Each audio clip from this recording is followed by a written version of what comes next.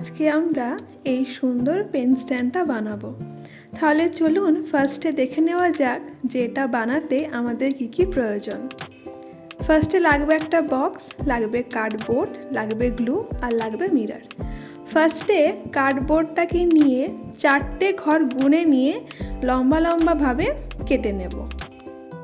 কাটা হয়ে গেলে আড়াআড়িভাবে যেই মাপটা আছে সেই মাপটাতেই লম্বার দিকে কেটে নেব। এই প্রসেসে অনেকগুলো কেটে নিচ্ছি। এরপরে বেসটাতে গ্লু লাগিয়ে পিসগুলোকে একটা লম্বালম্বিভাবে আরেকটা আড়াআড়িভাবে বসিয়ে নিচ্ছি।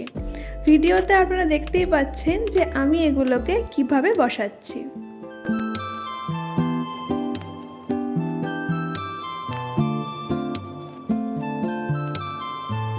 সেম প্রসেস ফলো করে আরেকটা লেয়ারও বানিয়ে নেব, দিয়ে এইভাবে গোটাটাকে কমপ্লিট করে নিচ্ছি। সেম প্রসেস ফলো করে গোটাটা কমপ্লিট করে নেওয়ার পরে সাইডের অংশগুলো দেখতে খুব খারাপ লাগছিল, তো সেই জন্য সাইডের অংশগুলোতেও এরকম ছোট ছোট স্ট্রিপ কেটে নিয়ে মাপ নিয়ে নেব, দিয়ে সাইডে সেটাকে ভালোভাবে বসিয়ে নেব।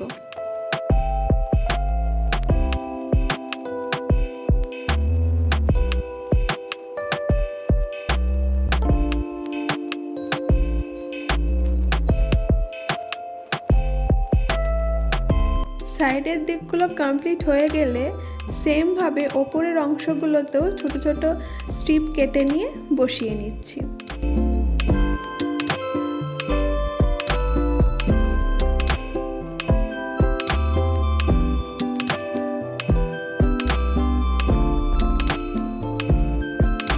ওপরের অংশটা কমপ্লিট হয়ে গেলে এটার ব্যাক সাইডটা খুব ফাঁকা লাগছিল, তো সেখানটাতেও একটা ছোট্ট কার্ডবোর্ডের পিস কেটে নিয়ে বসিয়ে নিচ্ছি।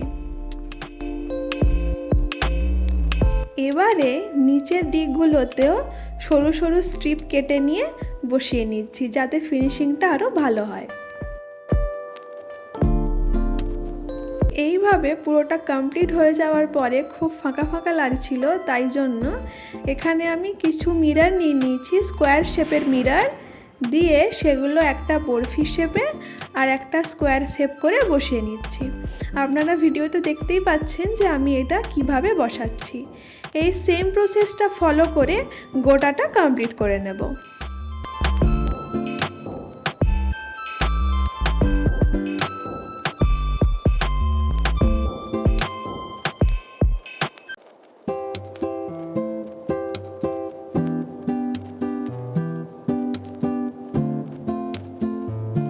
এইবারে একটা পাশ কমপ্লিট হয়ে গেলে সেম প্রসেসে বাকি দিকগুলো কমপ্লিট করে নিয়েছি।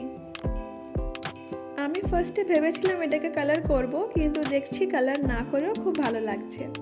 আপনারা জানাবেন যে এটা কালার করলে বেশি ভালো লাগতো নাকি না কালার করে বেশি ভালো লাগছে। ভিডিওটা কেমন লেগেছে অবশ্যই জানাবেন। দেখা হচ্ছে পরের ভিডিওতে। সবাই খুব ভালো থাকবেন।